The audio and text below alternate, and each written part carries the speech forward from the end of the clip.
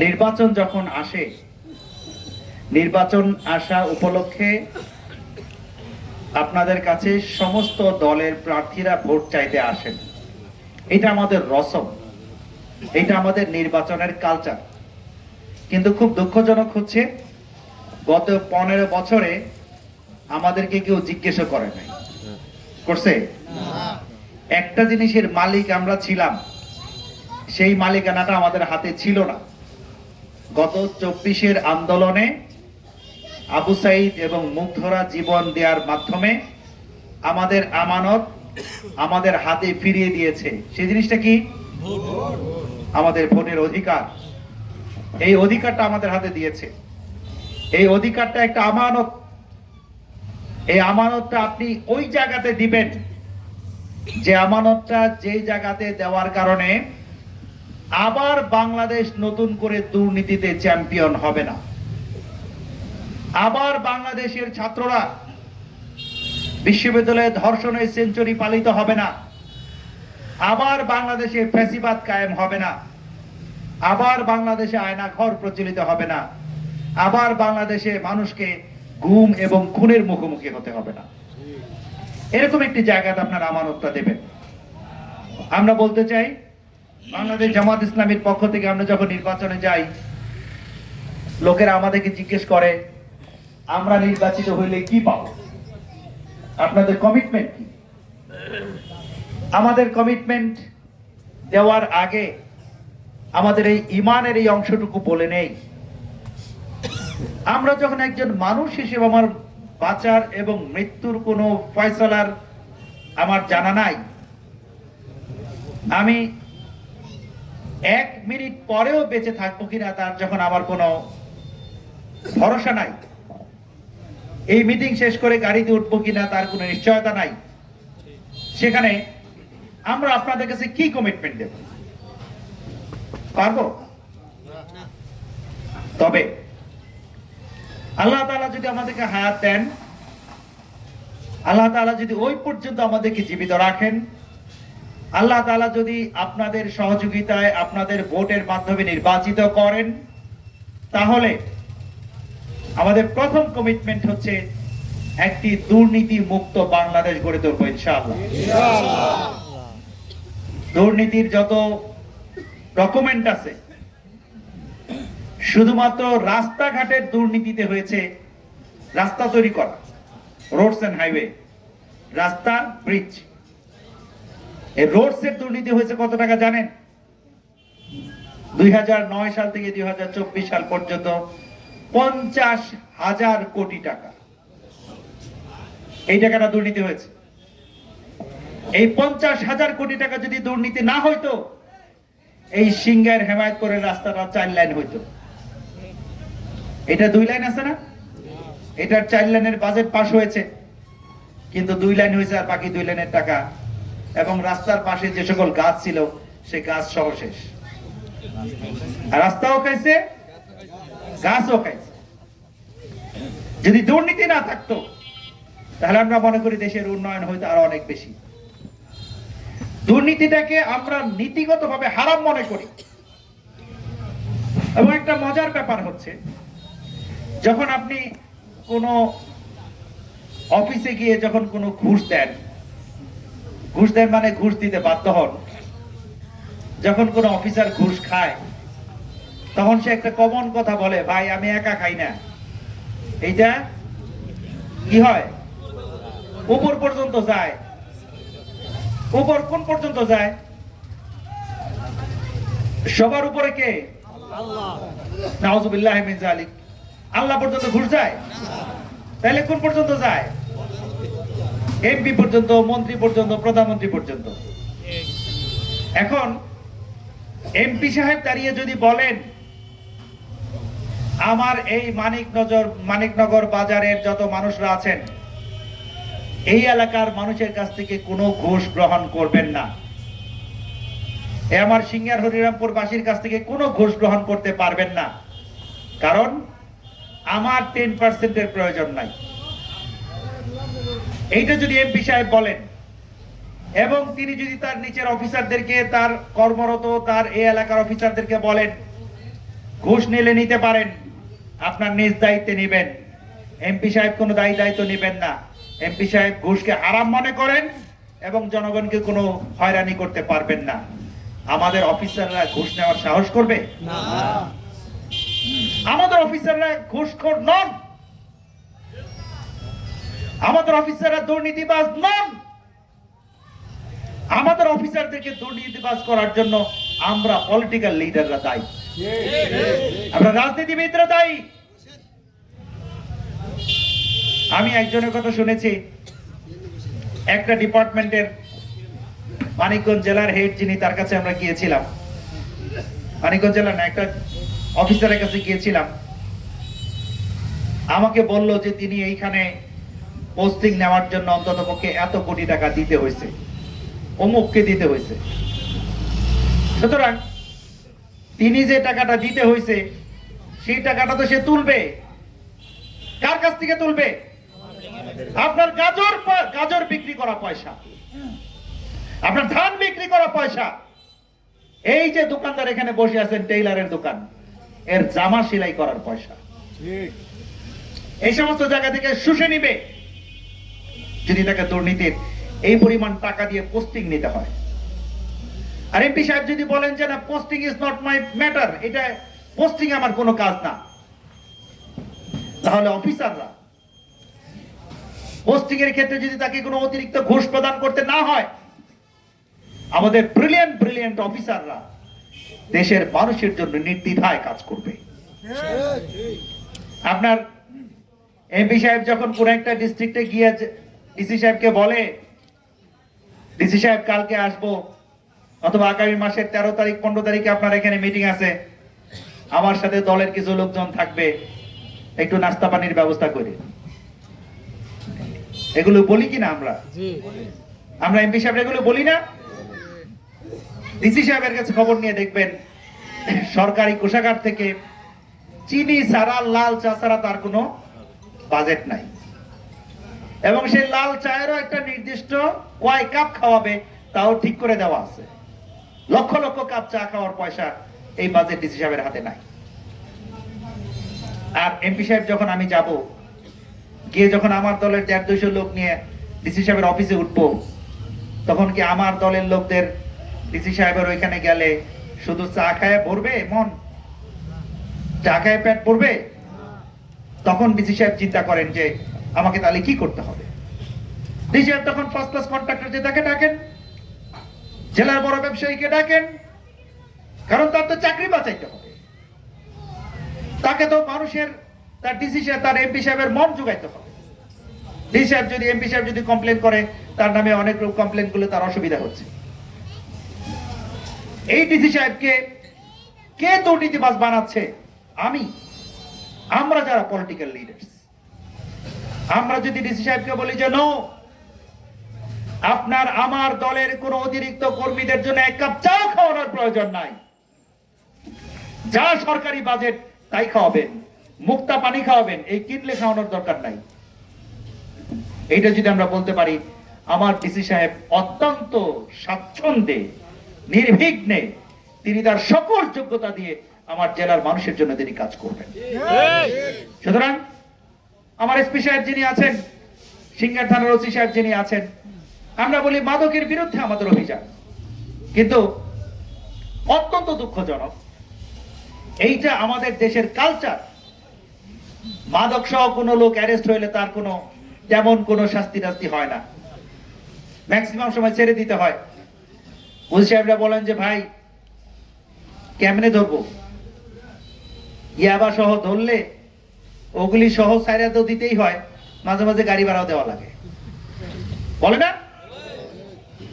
আমরা যদি ওসি সাহেবকে বলি, ওসি সাহেব আপনি মাদকের বিরুদ্ধে অভিযান চালাবেন এবং মাদকের ব্যবসায়ী যারা আছেন তাদেরকে ধরবেন, আইনগত যা পদক্ষেপ নেওয়ার দরকার 100% নেবেন, আমার ভাই হলেও ছাড়বেন না। এই নির্ভয় যদি আমরা আমাদের ওসি সাহেবকে দিতে পারি, বিশ্বাস করেন আমি লিখে দিতে পারি, এই সিংগার থানাকে মাদক মুক্ত করতে আমার সিংগার থানার পুলিশের সদস্যদের জন্য সময় লাগবে 3 মাস, ম্যাক্সিমাম 3 মাস। কারণ বাংলাদেশের অপরাধের এমন কোন স্পট নাই যেই স্পটটা পুলিশের নখদর্পণে নাই। আমরা তো তাদেরকে লিবার্টি দিতে পারি না। মাদকের বিরুদ্ধে যুদ্ধ ঘোষণা করতে গিয়ে অনেক মানুষের জীবন দিতে হয়েছে।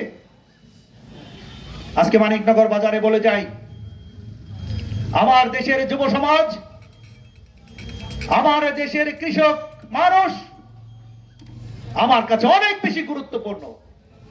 একটা জীবনের পরিমাণে, একটা জীবনের পরিবর্তে লক্ষ লক্ষ জীবন যদি বেঁচে যায়, মাদকের বিরুদ্ধে যুদ্ধ করে যাবো ইনশাআল্লাহ। সম্মানিত সুধী মণ্ডলী, মাদকের ব্যবসা আমার যে সকল বন্ধুরা করেন, আমরা তাদেরকে আহ্বান জানাই, ইউ হ্যাভ এনাফ ইন্টেলেক্ট, আপনার অনেক বুদ্ধি আছে। মাদকের ব্যবসাটা তো ওপেনলি করা যায় না, অনেক মানুষকে ফাঁকি চুকি দিয়ে দিয়ে ব্যবসাটা করতে হয়। আপনার অনেক বুদ্ধি আছে মাথায়, এই বুদ্ধিটা আল্লাহ তাআলা আপনাকে দিয়েছেন, এটা আপনার আমানত। এই মাদকের ব্যবসা ছাড়েন, আপনাকে আমরা ভালো ব্যবসার রাস্তা বের করে দেব ইনশাআল্লাহ। মাদকের ব্যবসায়ী একজন ভাইকে আমার সামনে নিয়ে এসে এখানে দাঁড় করাবো, তাকে জিজ্ঞেস করব, আপনার তো যদি 12 বছরের, 15 বছরের, 20 বছরের একটা ছেলে অথবা মেয়ে থাকে, আপনি কি চাইবেন আপনার ছেলেটা মাদকাসক্ত হোক? কোন মাদক ব্যবসায়ী চাইবেন? সুতরাং আপনার সন্তান যেন আপনার কাছে গুরুত্বপূর্ণ, আমার যুব সমাজটাও তো একই রকম ভাবে আপনার কাছে প্রিয় হওয়ার কথা। আপনার ভাই, আপনার ভাতিজা, আপনার কোনো না কোনো আত্মীয় আপনার কাছ থেকে মাদক নিয়ে ধ্বংস হয়ে যাচ্ছে, আপনি একটু বুক কাঁপে না? আপনি একটু মন খারাপ হয় না? প্রিয় ভাই, আপনি যিনি বিজনেসের এত পদ্ধতি শেখা সত্ত্বেও আপনি এই রাস্তায় গিয়েছেন, আপনি ফিরে আসেন। ইসলামের দরজাটা অনেক খোলা, ইসলাম ইজ ওপেন ফর অল। আপনি তওবা করুন, ফেরত আসুন, আপনাকে আমরা ভালো বিজনেসের জন্য হালাল বিজনেসের রাস্তা আপনাকে দেখাবো, আল্লাহ তাআলা আপনাকে সম্মানিত করবেন। সম্মানিত সুধী মণ্ডলী, আমাদের অন্যতম ওয়াদা হচ্ছে আমরা আমাদের যুব সমাজকে বেকারত্ব মুক্ত একটা যুব সমাজ পরিণত করব। আমাদের যুবকরা এখনো আনস্কিলড, অদক্ষ যুবক লক্ষ লক্ষ বাংলাদেশে। আমরা চাকরি দিতে গেলে দেখা যায় যে চাকরি, আমরা একটা পোস্টের জন্য যদি ডিক্লেয়ার করি, একটা পোস্টের জন্য যদি অ্যাডভার্টাইজমেন্ট দেই, লোক লাগবে 150, অ্যাপ্লিকেশন জমা দিয়েছে 18,000। আমি আমার প্রতিষ্ঠানের কথা বলছি, লোক নিব 150, অ্যাপ্লিকেশন জমা পড়েছে 18,000। এই 18,000 থেকে লোক বাছাই করা কঠিন। গতকালকে একটা ইন্টারভিউ নিচ্ছে, গতকালকে লোক নিব একজন ইঞ্জিনিয়ার, অ্যাপ্লিকেশন জমা পড়েছে 2600, 2600। সব বেছে বেছে বেছে বেছে বেছে বেছে এখান থেকে মাত্র 18 না 20 জন ছেলের ইন্টারভিউ করলাম, তাও একজন পাইলাম না। মানুষ আছে অনেক। আমাদের যুব সমাজের অদক্ষতা আমাদেরকে কুড়ে কুড়ে খাচ্ছে। আমরা আমাদের যুব সমাজকে একটি দক্ষ যুব সমাজে পরিণত করার চেষ্টা করবো ইনশাআল্লাহ। এটা আমাদের সবচেয়ে বড় সম্পদ। আমাদের যুবকরা আমাদের সবচেয়ে বড় হাতিয়ার। আমাদের যুবকরা আমাদের জন্য বাংলাদেশের এবং পৃথিবীর ভবিষ্যৎ। আমাদের যুবকরা যদি দাঁড়িয়ে যায়, বাংলাদেশ নয় শুধুমাত্র পৃথিবীকে নেতৃত্ব দেবে ইনশাআল্লাহ। আমরা এই জন্য আমাদের যুবকদের দক্ষতা উন্নয়নের জন্য আমাদের যা যা করা দরকার সেগুলো করবো ইনশাআল্লাহ। আমরা পৃথিবীর বিভিন্ন দেশে ভ্রমণ করেছি, এটা দেখলে দুঃখ হয়, আমাদের কষ্ট হয়। 56 ডিগ্রি সেলসিয়াস, 56 ডিগ্রি দুবাইতে। দুবাই মলে ঢুকছি, দৌড়ে গাড়ি মোছার জন্য আমাদের 4-5টা ছেলে চলে আসছে। আমাদের সাথে যে গাড়িতে যিনি ছিলেন তিনি বললেন যে ভাই, আমাদের এই ভাইগুলো বাংলাদেশি হবে। খবর নিয়ে দেখেন। এবং সত্যি তারা বাংলাদেশি। 56 ডিগ্রি সেলসিয়াস তাপমাত্রার মধ্যে, আপনারা তো মিডল ইস্টে ছিলেন অনেকে, এই তাপমাত্রার মধ্যে আমাদের ভাইরা শুধু গাড়ি মুছে। আমার এই ভাইটাকে যদি একটা মিনিমাম টেকনিক্যাল নলেজ দিয়ে দিতে পারতাম, তিনি এসি রুমে কাজ করতে পারতেন।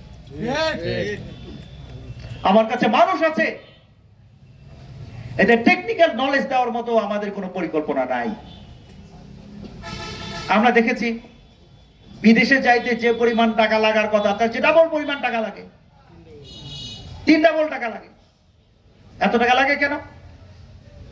এত টাকা লেগে যখন একটা লোক যায়, আমাদের, আমি কয়েকদিন আগে একটা মিটিং এ দেখছি, বলছি যে আপনারা যারা মধ্যপ্রাচ্যে ছিলেন, আপনাদের বন্ধু বান্ধবরা, আত্মীয় স্বজন, আমাদের বন্ধু বান্ধবরা যারা ছিল অন্য দেশের, অন্যান্য দেশ থেকে মিডল ইস্টে যাইতে লাগে 1 লাখ 1.5 লাখ টাকা, ঠিক কিনা বলে?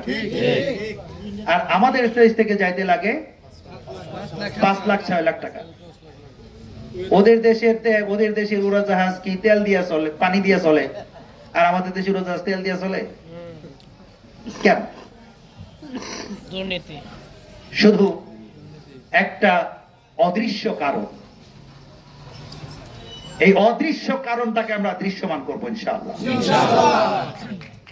আমার দেশের ভাইটা যখন 5 লাখ টাকা লোন করে সৌদি আরবে যায়, সে তার ঘর বেচে, তার বাড়ি জমি বিক্রি করে, তার গরুটা ছিল তা বিক্রি করে, তাও দিয়ে যখন হয় না তখন সুদি টাকা নেয়, তারপরে বিদেশে যায়।